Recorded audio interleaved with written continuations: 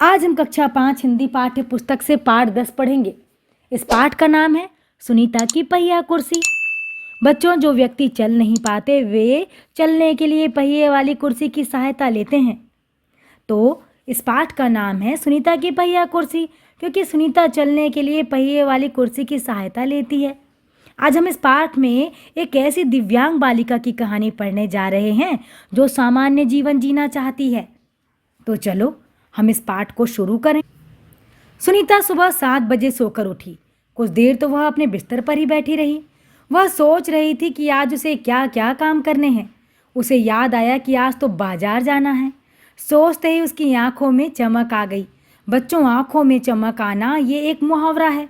इसका अर्थ होता है खुशी प्राप्त होना या आशा की किरण जगना। तो जैसे ही उसे याद आया कि आज तो बाजार जाना है, वो बहुत खुश हुई। सुनीता आज पहली बार अकेले बाजार जाने वाली थी। उसने अपनी टांगों को हाथ से पकड़कर खींचा और उन्हें पलंग से नीचे की ओर लटकाया। फिर पलंग का सहारा लेती हुई अपनी पहिया कुर्सी तक बढ़ी। सुनीता चलने फिरने के लिए पहिया कुर्सी की मदद लेती है। आज वह सभी काम फुर्ती से निपटाना चाहती थी। हालांकि कपड़े बदलना, जूते पहनना आदि उसके लिए कठिन काम है, पर अपने रोजाना के काम करने के लिए उसने स्वयं ही कई तरीके ढूंढ निकाले हैं। 8 बजे तक नहा धोकर तैयार हो गई। सुनीता ने क्या किया कि वो 8 बजे तक नहा धोकर रेडी हो गई। माँ ने मेज पर नाश्ता लगा दिया था। माँ, अचार की बोतल पकड़ाना, सुनीता ने कहा। अलमारी में रखी है, ले लो, माँ ने रसोई घर से जवाब दिया। सुनीता खुद जाकर अचार ले आई। नाश्ता करते करते उसने पूछा, माँ, बाजार से क्या क्या लाना है? तो माँ कहती है 1 किलो चीनी यानी शक्कर लानी है। पर क्या तुम अकेले संभाल लोगी? पक्का, सुनीता ने मुस्कुराते हुए कहा। सुनीता ने माँ से झोला और रुपए लिए। अपनी पहिया कुर्सी पर बैठकर वह बाजार की ओर चल दी। सुनीता को सड़क की जिंदगी देखने में मजा आता है। क्योंकि आज छुट्टी है, इसीलिए हर जगह बच्चे खेलते हुए दिखाई दे रहे हैं। सुनीता थोड़ी देर रुककर उन्हें रस्सी कूदते, गेंद खेलते देखती रही। वह थोड़ी उदास हो गई। वह भी उन बच्चों के साथ खेलना चाहती थी। खेल के मैदान में उसे एक लड़की दिखी जिसकी माँ उसे वापस लेने आई थी। दोनों एक दूसरे को टुकुर टुकुर देखने लगे। फिर सुनीता को एक लड़का दिखा।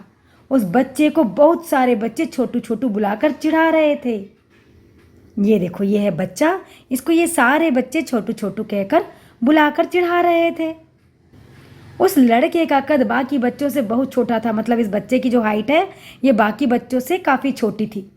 सुनीता को यह सब बिल्कुल अच्छा नहीं लगा। सुनीता को यह सब अच्छा नहीं लग रहा था। मतलब बच्चे उसे चिढ़ा रहे थे तो सुनीता को पसंद नहीं आ रहा था। रास्ते में कई लोग सुनीता को देखकर मुस्कुराए, जबकि वह उन्हें जानती तक नहीं थी। पहले तो वह मन ही मन खुश हुई, परंतु फिर सोचने लगी, ये सब लोग मेरी तरफ भला इस तरह क्यों देख रहे हैं? खेल के मैदान वाली छोटी लड़की सुनीता को दोबारा कपड़ों की दुकान के सामने खड़ी मिली। उसकी माँ कुछ कपड़े देख रही थी। तुम्हारे पास यह अजीब सी चीज़ क्या है? उस लड़की ने सुनीता से पूछा।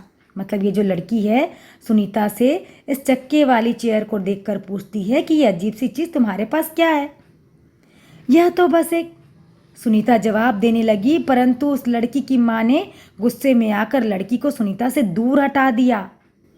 ये देखो, सुनीता कुछ कहने जा रही थी और इस लड़की की माँ ने इसे दूर हटा दिया। इस तरह का सवाल नहीं पूछना चाहिए फरीदा, अच्छा नहीं लगता, माँ ने कहा। मतलब माँ उस लड़की से कहती है कि इस तरह का सवाल नहीं करना चाहिए, किसी के दिल को ठेस नहीं पहुँचाना चाहिए, इसीलिए वो उसे मना करती है। तो सुनीता कहती है, मैं दूसरे बच्चों से अलग नहीं हूँ। सुनीता ने दुखी होकर कहा।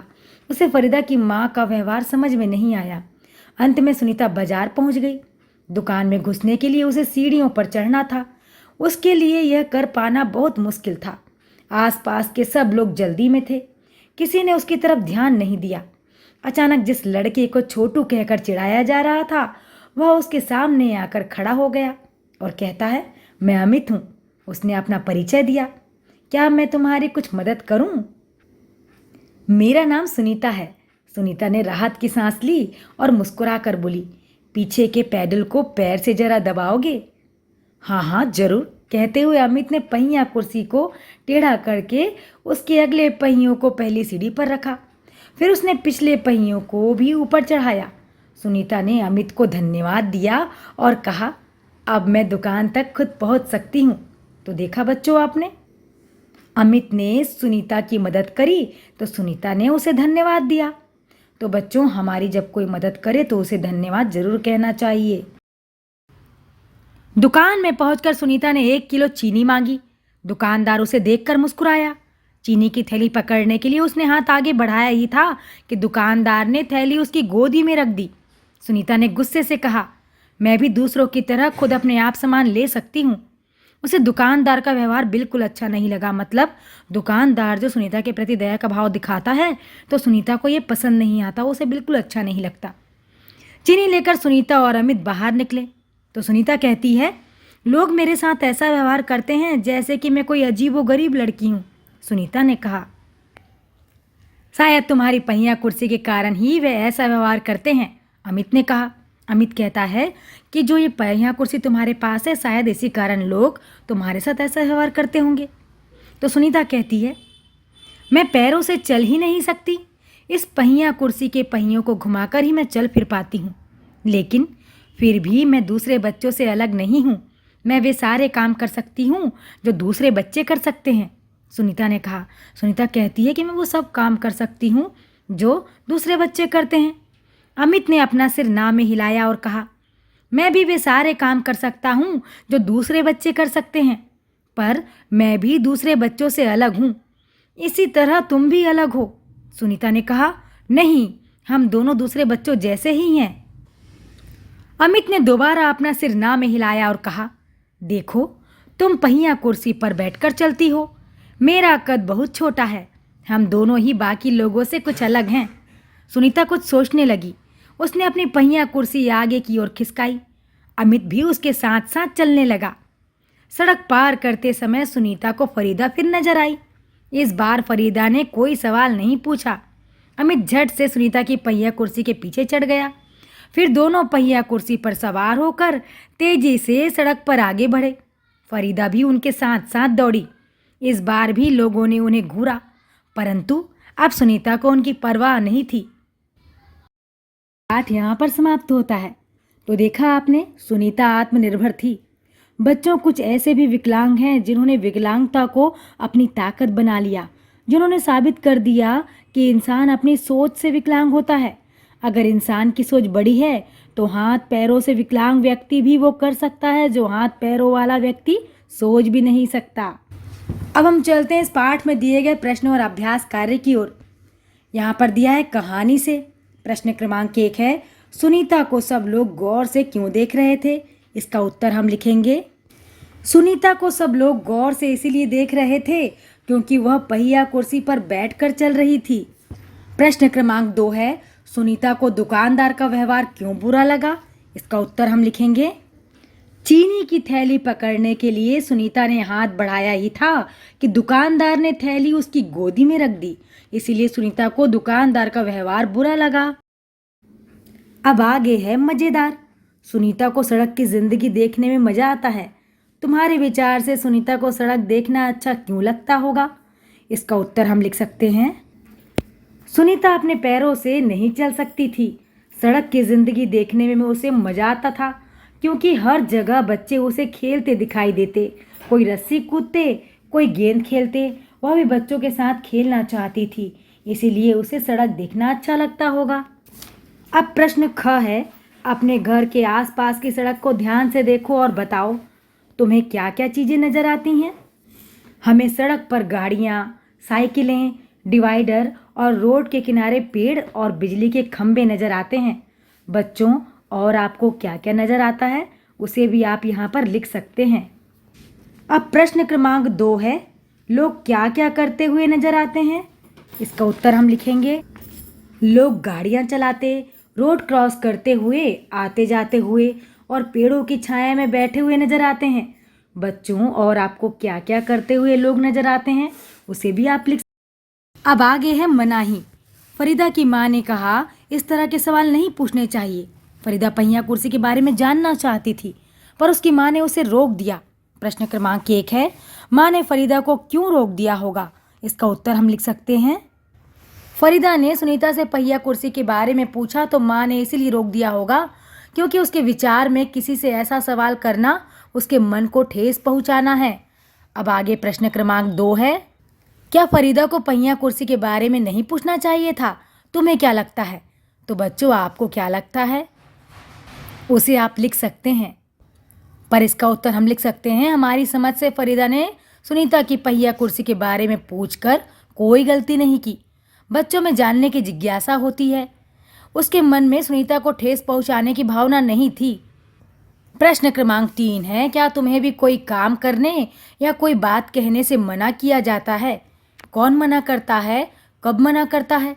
तो बच्चों, आप इसका उत्तर लिख सकते हैं या आप इसका उत्तर ऐसे भी लिख सकते हैं, जी हाँ, हमें भी कोई काम या कोई बात कहने से मना किया जाता है। मेरे मम्मी पापा और घर के बड़े लोग मना करते हैं जब हम गलती करते हैं तब, और जब हम किसी के मन को गलत बात कहकर ठेस पहुंचाते हैं। अब आगे प्रश्न क्रमांक क है, यदि सुनीता तुम्हारी पाठशाला में आए तो उसे किन किन कामों में परेशानी आएगी? तो इसका उत्तर आप बच्चों स्वयं लिख सकते हैं, पर हम ऐसे लिखेंगे उसका उत्तर, यदि सुनीता हमारी पाठशाला में आए तो उसे कक्षा में जाने में परेशानी होगी, वह खेल कूद में भाग नहीं ले सकेगी। प्रश्न ख है, उसे यह परेशानी ना हो इसके लिए अपनी पाठशाला में क्या तुम कुछ बदलाव कर सकते हो? तो बच्चों, आप क्या क्या बदलाव कर सकते हो इसे आप स्वयं लिख सकते हैं। तो आप इसका उत्तर ऐसे भी लिख सकते हो, सुनीता को यह परेशानी ना हो इसके लिए पाठशाला की कक्षाओं में पहुंचने के लिए बरामदे में जाने का रास्ता ढालू होना चाहिए। ऐसे खेल भी करवाए जाने चाहिए जिन्हें विकलांग बच्चे भी खेल सकें। अब आगे है प्यारी सुनीता। सुनीता के बारे में पढ़कर तुम्हारे मन में कई सवाल और बातें आ रही होंगी। वे बातें सुनीता को चिट्ठी लिखकर बताओ। तो बच्चों, जब आप चिट्ठी लिखेंगे तो यहाँ पर दिनांक डालेंगे, फिर यहाँ पता, फिर यहाँ प्रिय सुनीता। तो आप ऐसे लिख सकते हैं, आशा है कि तुम अच्छी होगी, तुम्हारे परिवार में भी सब अच्छे होंगे। तुम्हारे बारे में जानकर खुशी हुई कि तुम आत्मनिर्भर हो। सुनीता, तुम दूसरे बच्चों के लिए प्रेरणा का स्रोत हो।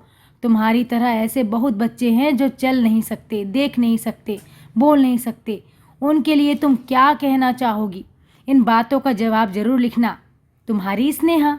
यहाँ पर आप अपना नाम लिखेंगे। इस तरह से आप सुनीता को पत्र लिख सकते हैं। अब आगे है कहानी से आगे। सुनीता ने कहा, मैं पैरों से चल ही नहीं सकती। क, सुनीता अपने पैरों से चल फिर नहीं सकती। इसी तरह तुमने कुछ ऐसे बच्चों के बारे में पढ़ा होगा जो देख नहीं सकते, फिर स्कूल आते हैं, किताबें पढ़ लेते हैं। तो यहाँ पर प्रश्न दिया हुआ है, वे किस तरह की किताबें पढ़ सकते हैं? तो इसका उत्तर हम लिखेंगे, वे ब्रेल लिपि की किताबें पढ़ सकते हैं। प्रश्न 2 है, उस तरह की किताबों के बारे में सबसे पहले किसने सोचा? इसका उत्तर हम लिखेंगे, इस तरह की किताबों के बारे में सबसे पहले लुई ब्रेल ने सोचा था, जो स्वयं दृष्टिहीन थे। अब आगे है खा। तुम आस पास कुछ ऐसे लोगों के बारे में भी बात की गई है जो सुन बोल नहीं सकते हैं। क्या तुम ऐसे किसी बच्चे को जानते हो जो सुन बोल नहीं सकता?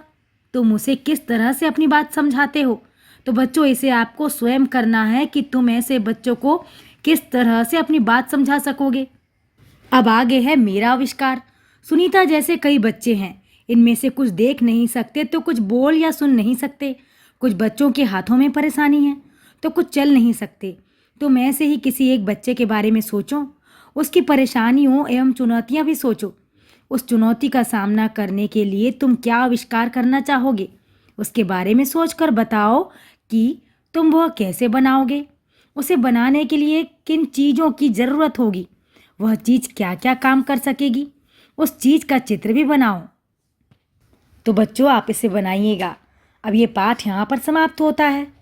अब हम मिलेंगे नए पाठ के साथ नए वीडियो में। आप इस पाठ में दिए गए अभ्यास प्रश्नों को अपनी नोटबुक में कंप्लीट कीजिए। और हाँ, वीडियो पसंद आए तो लाइक कीजिए और सब्सक्राइब कीजिए।